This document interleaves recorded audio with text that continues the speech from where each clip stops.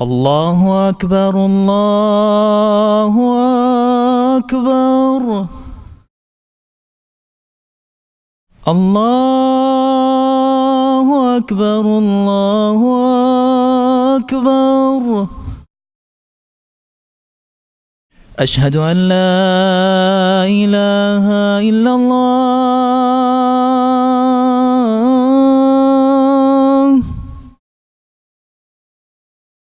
أشهد أن لا إله إلا الله.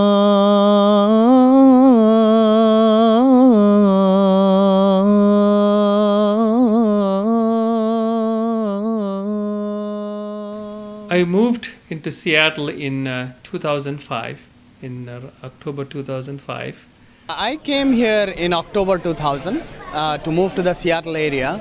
The community we had masjids, alhamdulillah, ICOE was a masjid at that time that I used to visit, and in Redmond there was a small apartment in which there was musalla. My name is Ghada Lethi. I'm a civil engineer, geotechnical engineer. I work at a Seattle-based geotechnical firm, and I'm with the MAPS community for about 3.5 years. The MAPS youth group has started at the end of last year. So I've been active since then, but in terms of MAPS youth work, I've been active since MAPS has started youth work. So. Assalamu alaikum.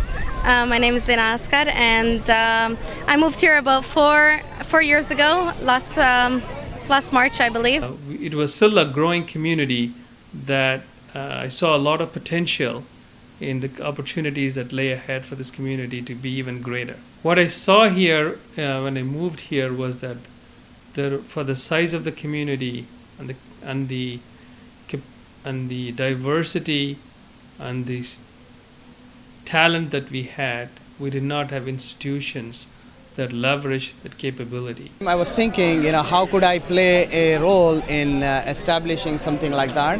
And alhamdulillah, I got the opportunity after 6 years to work in the starting of the MAP. So I was one of the founders who envisioned to make an open, transparent and a center where everybody is welcome, and especially the youth and the kids. MAPS as an organization, since it's been put in place, has helped build my iman and helped make me a stronger Muslimah ever since it's ever been put together. I really loved the environment of MAPS and what it had offered for my family, especially as my family grew. It was more opportunities for my kids to meet other Muslim kids and for myself to meet other Muslim women and work with the Muslim women within the community to flourish. It's allowed the community to come together in many events that are outside of standard religious rituals. So we have these wonderful summer picnics. We have events in the wintertime where we go to the snow. We have events just for the ladies and just for the men, which is really what the community needed on the east side.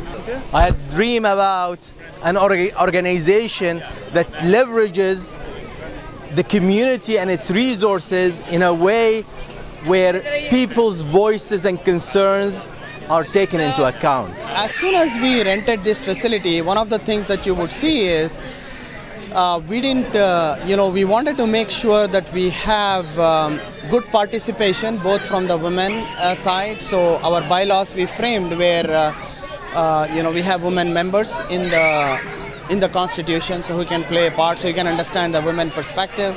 I really appreciate the relatively progressive approach to women in the mosque and women's involvement. Usually when I would walk into a masalla, I would just, I guess if I didn't know anybody, I wasn't really approached. I didn't approach anybody, and I would just sit there and it's fine and just be quiet.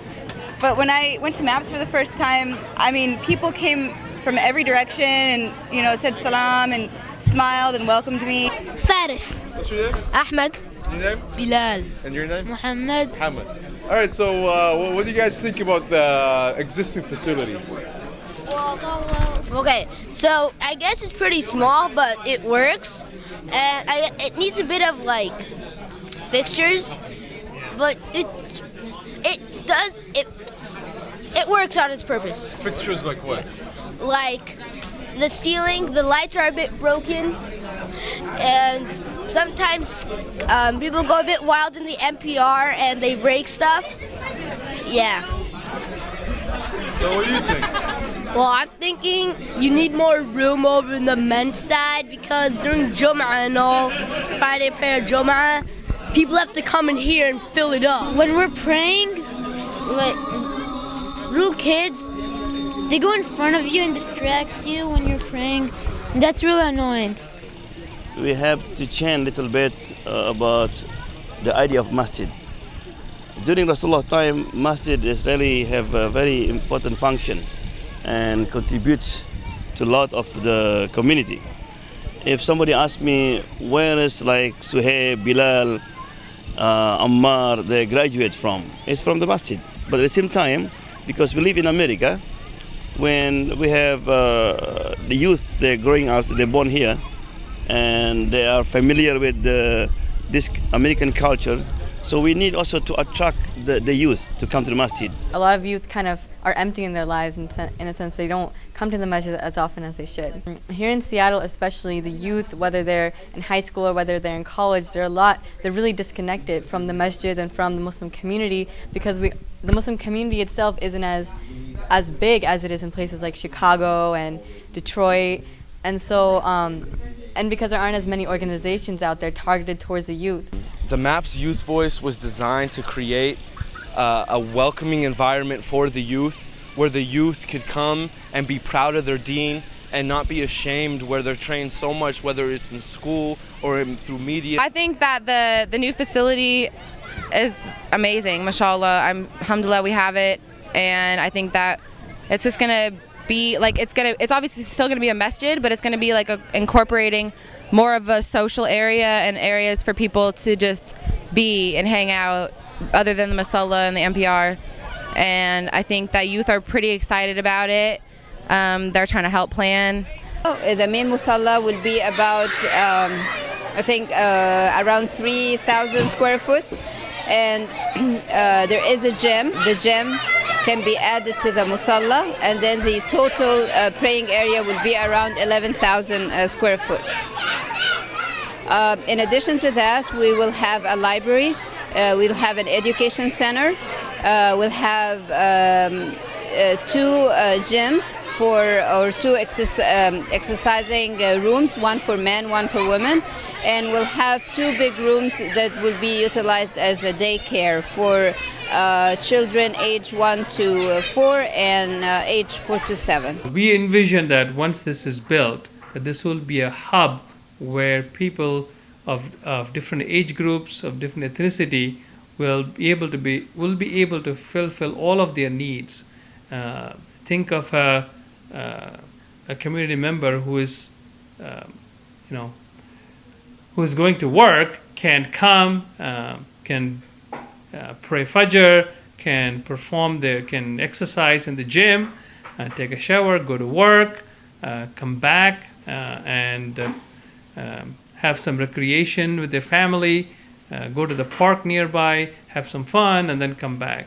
We'll have the gym, of course, which will attract the youth age group, which will be our future leaders or the leaders of the community. So we'd like to bring them over to the facility to play, to exercise. We'll have a couple of lounges for people to get together, to talk, to chat. We'll have computers and internet and education center.